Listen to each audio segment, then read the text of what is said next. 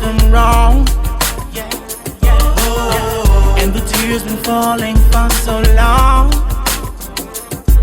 But the more you try to work it out, it seems you're going around in circles.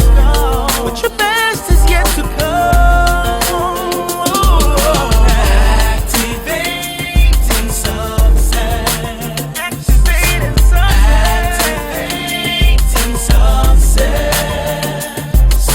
Activating success. Get on your feet, hold your head.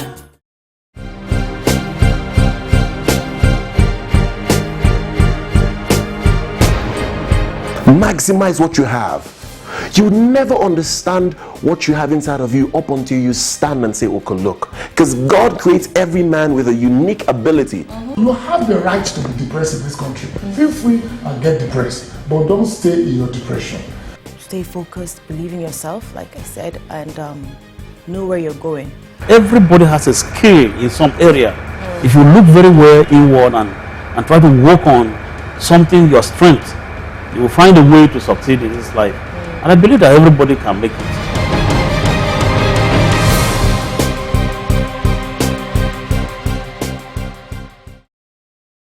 Welcome to a new and exciting episode of Activating Success.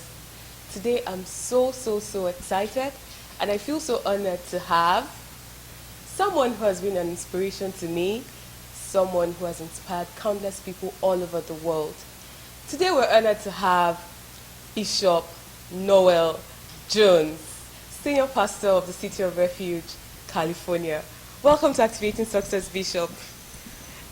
You can't talk fast now. You got to talk a little slower for me.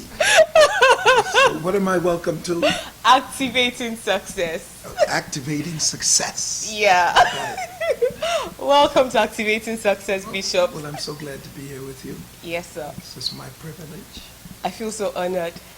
God is good. Thank you very much, sir. I was in church this morning, Yes. and I was so blessed. Well, thank God.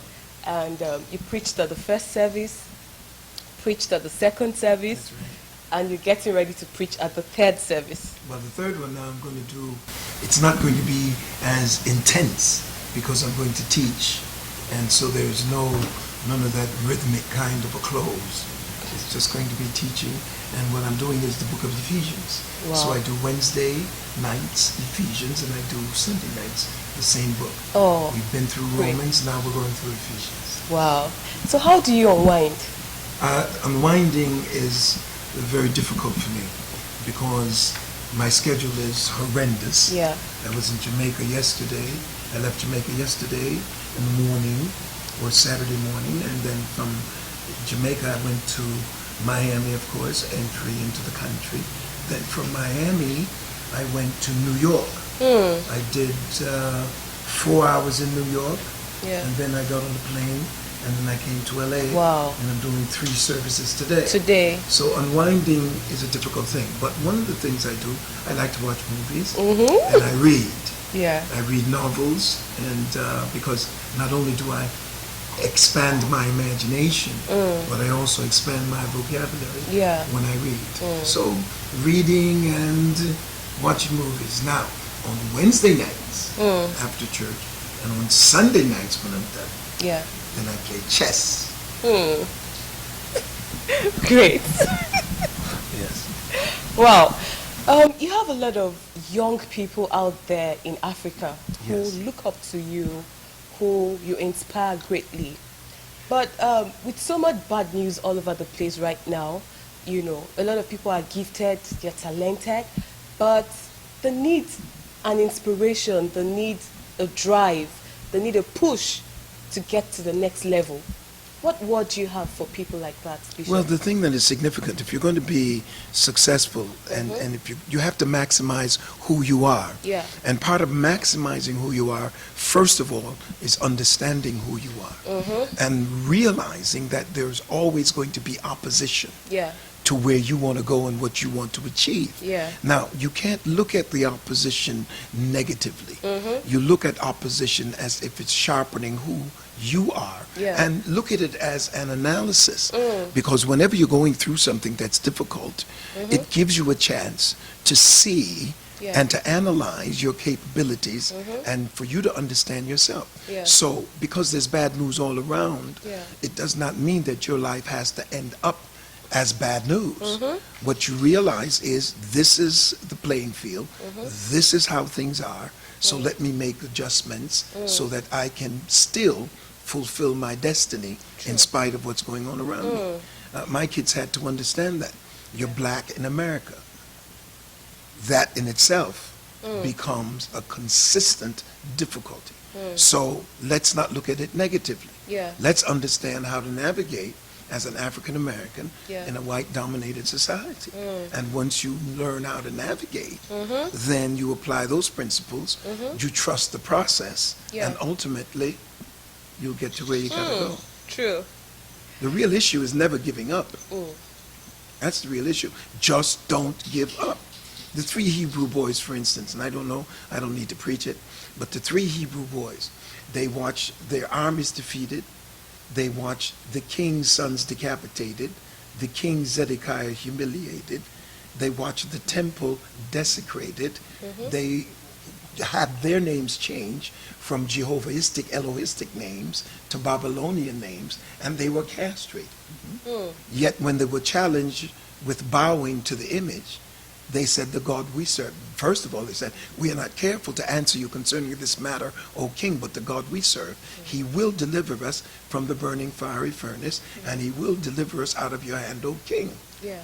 But when you look at all of the downhill situation they were in, from the armies being defeated to being castrated, they still had another clause.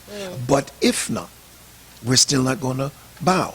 If you die for what you believe in, you win. That's powerful. If you are delivered because of what you believe, you still win. The only time you will lose is if you bow. So I'm saying to everyone who's listening, everyone who is watching, Yeah. I'm saying this to you. Whatever the circumstances are, however difficult things may be, remember this. If you don't bow to it, you can't be defeated. Oh yes. Oh yes. That's true, Bishop. That's powerful. I hope so. I hope I follow it myself. Bishop, you've been doing this for how many years? Well, I have been pastoring, believe it or not, for 38 years, Wow. maybe 39 now.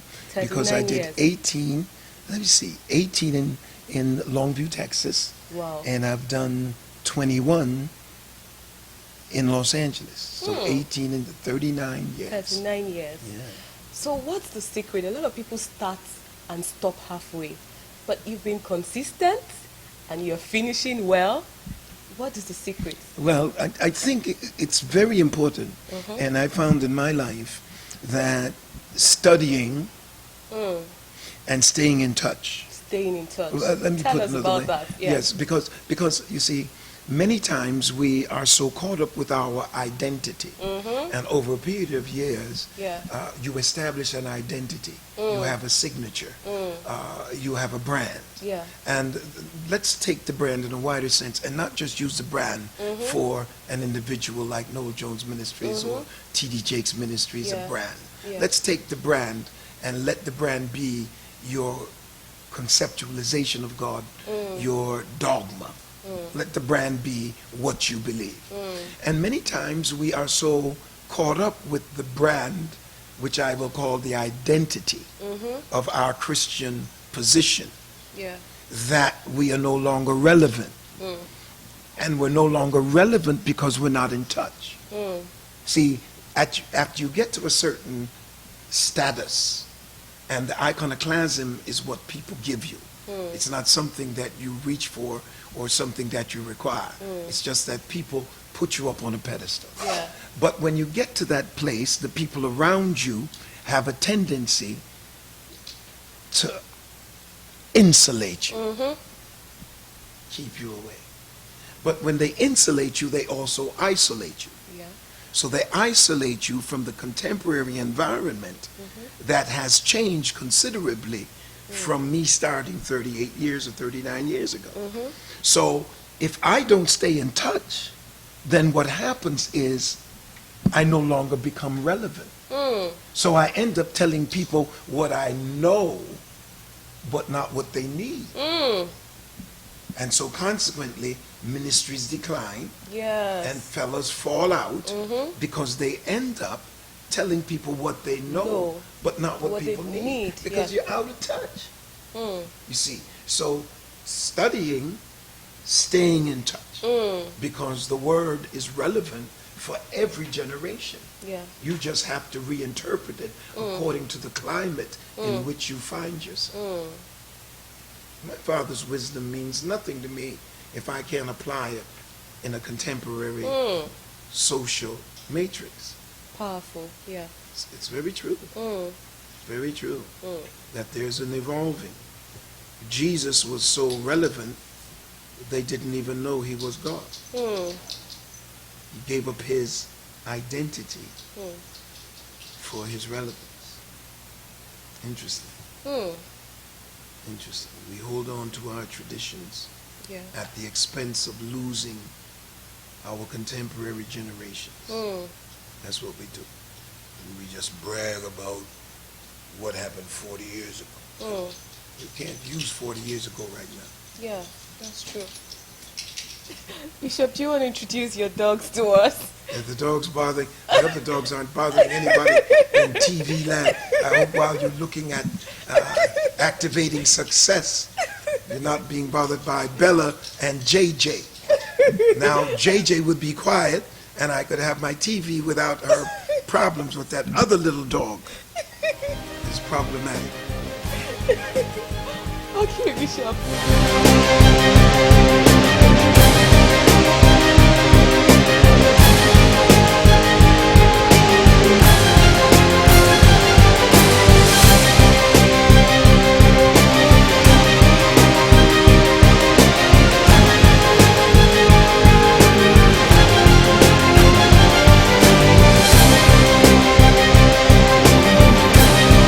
Hello, friend. I'm Mike Murdoch. Keep watching Activating Success with my wonderful, wonderful friend, Love Idoko.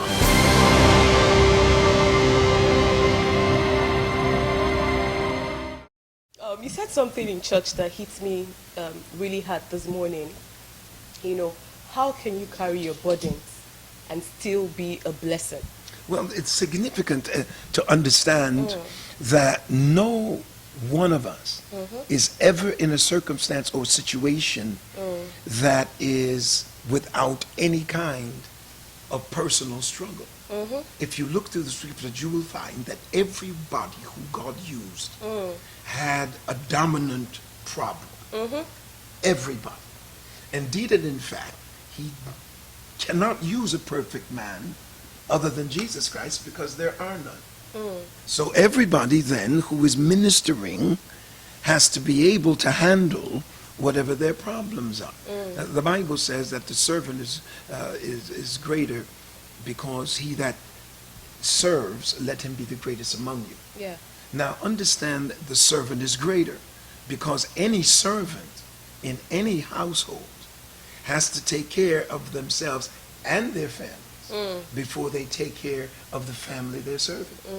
You don't put your family on hold or you don't ignore the burdens of your family to handle the burdens of the family you're serving. Yeah. It's very critical. So in that same sense, but they that wait upon the Lord as serve, they that wait upon the Lord in that serving environment, he renews their strength. Yeah.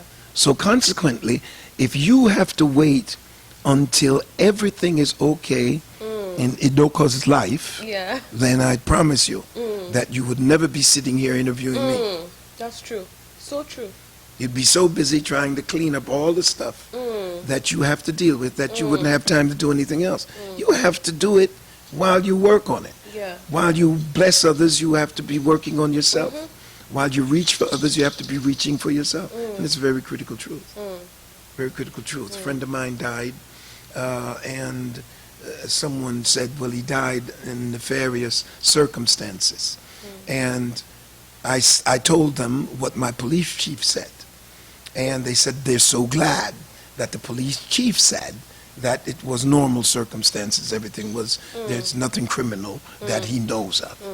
And they said, well, we're so glad, Bishop, that the chief cleared it up because his ministry was important to me.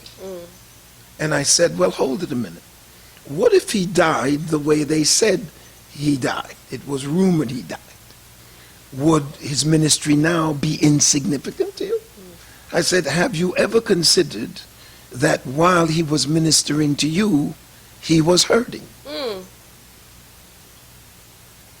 You see, many people minister to people while they're being ministered to themselves. That's true. And you can't wait until you become perfect before you decide to touch somebody else's Yeah. life. You 'Cause have that to will get up never and do happen. what you have to do. That's exactly right. Okay, Bishop, as someone of African descent, Yes. 6 countries in Africa just recently inaugurated new leaders.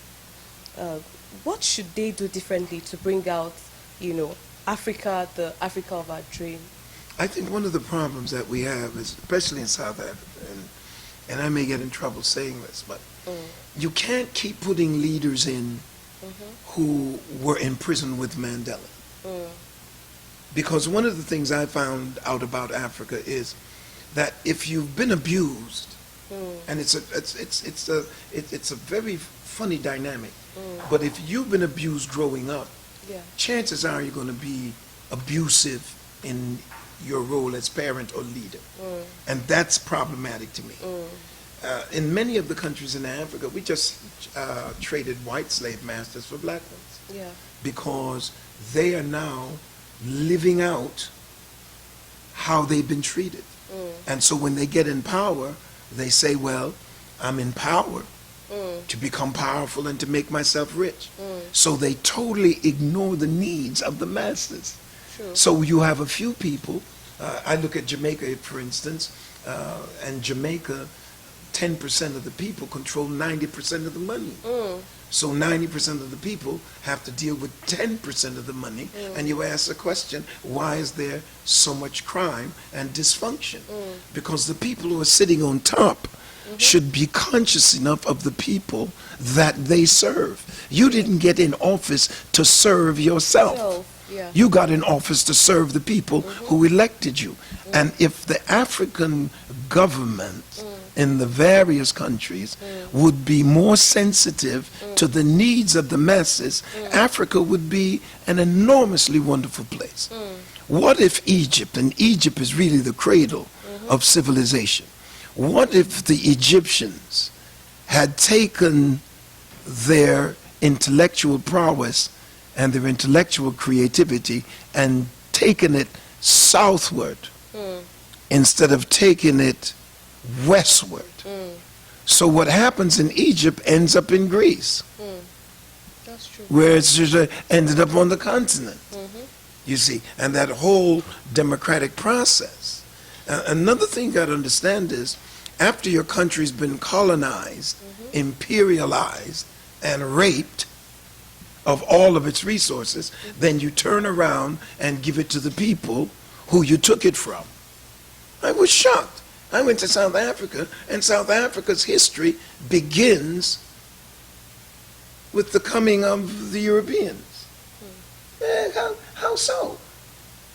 Nobody even has an authentic picture of Shaka Zulu. Nobody knows what he looked like. And any people who don't have a history, it's going to be very difficult for them to have much of a future. True. Wow.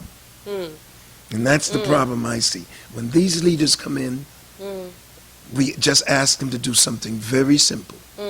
And that is, be sensitive to the needs of the people who elected you to power. You were not elected to make yourself rich. You were elected to make your country rich. So true. Okay, we're wrapping up, Bishop. For someone watching you right now, somebody who is confused about life, someone who is depressed, someone who has lost direction and focus, what word of encouragement do you have for such a person that needs a new leave? I don't know how simple. This is not very simple, and some things are very difficult because there are circumstances and situations that bring about a disleveling of one's focus. And trials and tribulations, difficulties around you in your situations will cause your mind to waver. Once your mind wavers, you can't engage your will. And if you don't engage your will, then you're just subject to vicissitudinous changes of your environment. The power that you have is inside of you. It's not outside of you, it's inside of you.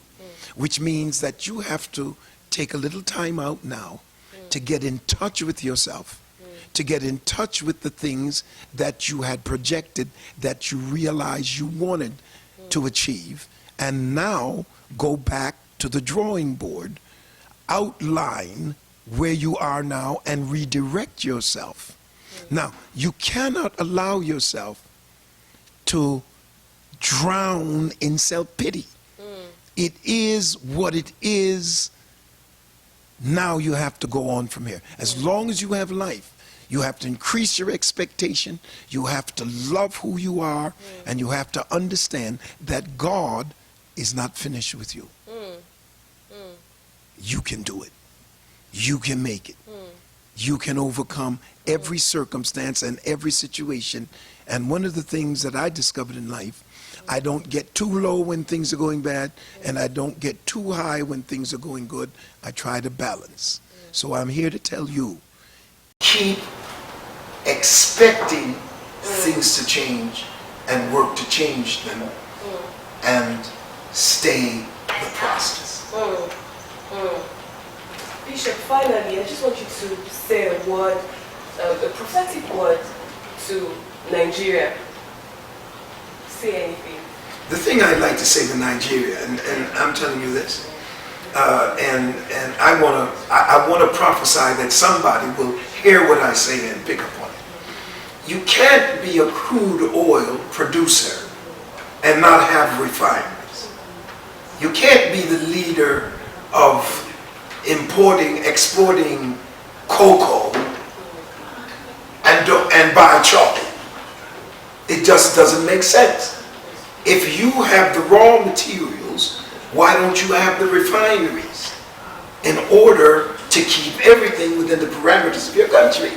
And that, I hope, will lead somebody to decide to put a group of people together to make that happen.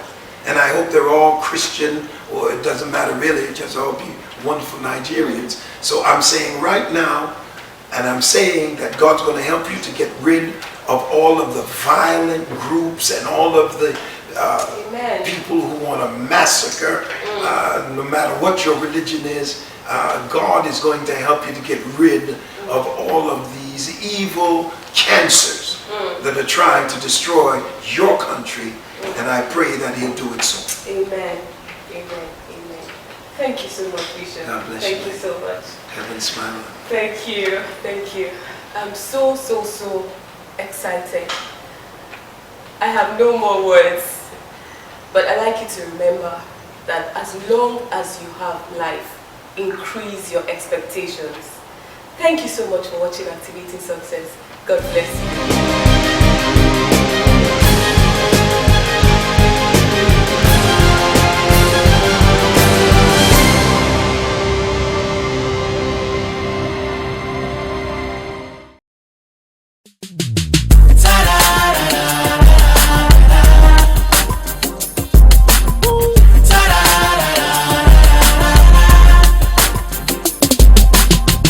You've been trying to figure right from wrong, and the tears been falling for so long. But the more you try to work it out, it seems you're going around in circles. But your best